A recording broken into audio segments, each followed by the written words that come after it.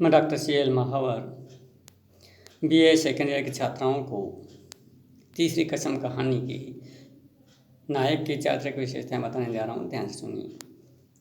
तीसरी कसम कहानी एक ऐसी कहानी है जो भारतीय आंचलिक परिवेश को रेखांकित करती है और आंचलिक जो परिवेश है उस परिवेश में रहने वाले जो व्यक्ति है उस व्यक्ति की विशेषताएं, अंचल में रहने वाले जो व्यक्ति हैं वो किस प्रकार के हैं। साधारण हैं लेकिन उनके मन में श्रद्धा है, मानवीय जीवन मूल्य हैं, प्रेम हैं, स्नेह हैं। एक आंचलिक व्यक्ति से ही नहीं बल्कि पशु पक्षियों से भी वो उतना ही प्रेम करता है जितना कि इंसान से करता है। तो इस आंचलिक कहानी में जो प्रमुख हीरो है, नायक है हीरामन, उसकी चारित्रिक विशेषताएं निम्नानुसार हैं। वो देखिए, तीसरी कसम कहानी का नायक की चारित्रिक विशेषताएं।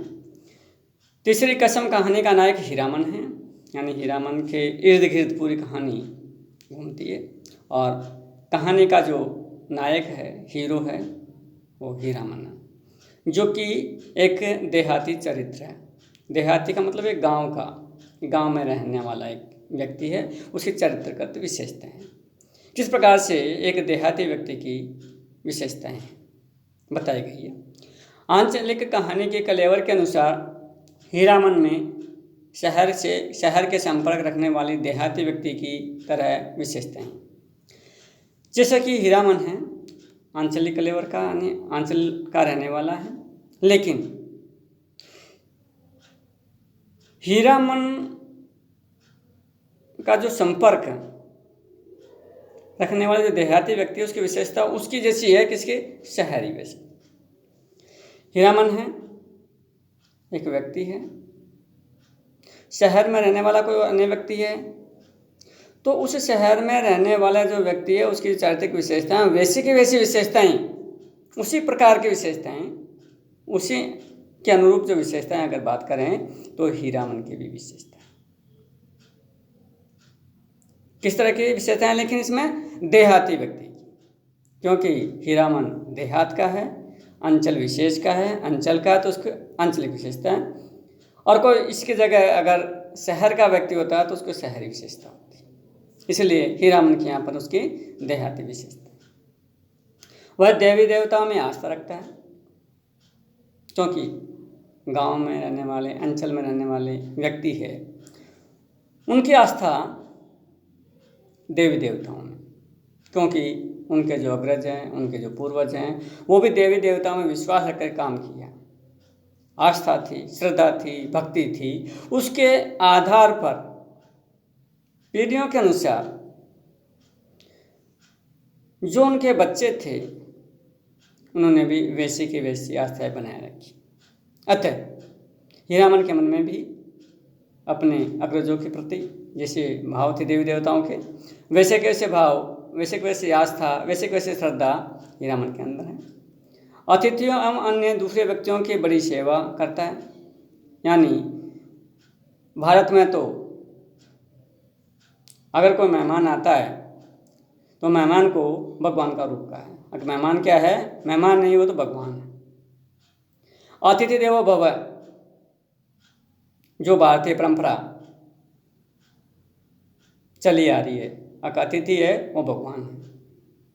और अन्य दूसरे व्यक्ति हैं, उनकी सेवा भावना बड़ी निश्चल भाव से करता है, यानी सेवा करना, सेवा परमो धर्म, सेवा करना सबसे बड़ा परम धर्म माना गया। इसलिए हीरामन भी अतिथियों का और दूसरे व्यक्तियों की सेवा बड़ी श्रद्धा भाव से करता है।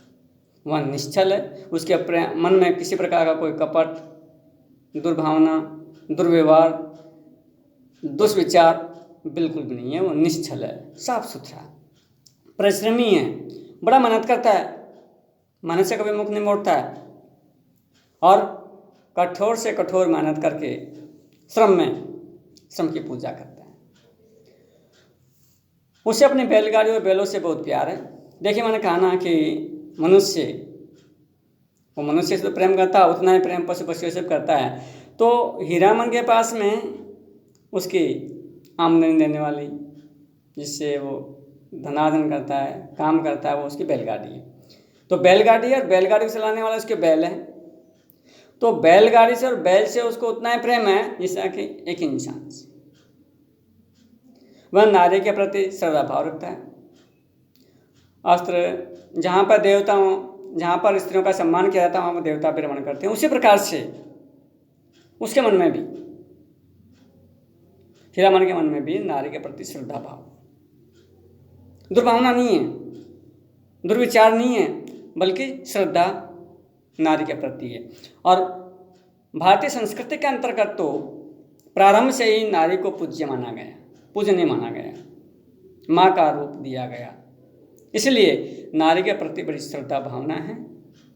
वह बहुत बातें भी करता है, बातूं नहीं है, बात करने का जिसको होता है ना, कई व्यक्ति बहुत बातें करते बड़े बड़े करके, तो इसी प्रकार से हीरामन बहुत बातें करता है।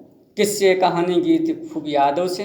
गांव के अंदर चौपाल पर बैठ जाते शाम के वक्त, तो वहाँ पर कई किस्से गाए जाते हैं, कोई कहानी कहता है, कोई गीत गाए जाते हैं, अपने धुन में, अपने लय में मग्न होकर के, निश्चल भाव से, तन में होकर के गाते हैं। और जो प्रेम उमंगता है, उमड़ता है, वो बड़ा सहज होता है।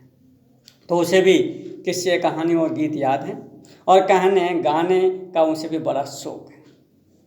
हीरामन को भी कहानी कहने का, गीत गाने का बहुत शौक है। बड़े चाव से, बड़ी इच्छा से कहता भी कहानियाँ और गीत भी बहुत अच्छे से गाता है।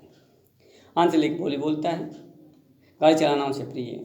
आंचलिक क्योंकि अंचल का रहने वाला, तो वहाँ की बोली और भाषा बच्चों को स्वतः अपने आप ही आ जाती है। तो अंचल, जिस अंचल में, जिस परिवेश में व्यक्ति पलता है, उसकी भाषा, उसकी बोली उसे स्वतः आ जाती है, उसको सिखा नहीं जाता, वो स्वतः ही आ जाती है। वह हीरामन अपनी मातृभाषा, अपनी बोली है, उसमें बोलता है, और गाड़ी चलाना उसको बड़ा प्रिय है। यानी किसी व्यक्ति का अपना प्रिय काम होता है, तो उसी प्रकार से हीरामन को गाड़ी चलाना उसका प्रिय लगता है। और वह एक आंचलिक नायक है। क्यों, कहाँ का नायक है? एक अंचल का, एक परिवेश का, एक अंचल का, एक क्षेत्र का वो नायक है। इस प्रकार से हम कह सकते हैं कि इस कहानी का जो नायक है वो हीरामन है, और वह परिपूर्ण रूप से इन सब विशेषताओं को लिए हुए हैं। धन्यवाद।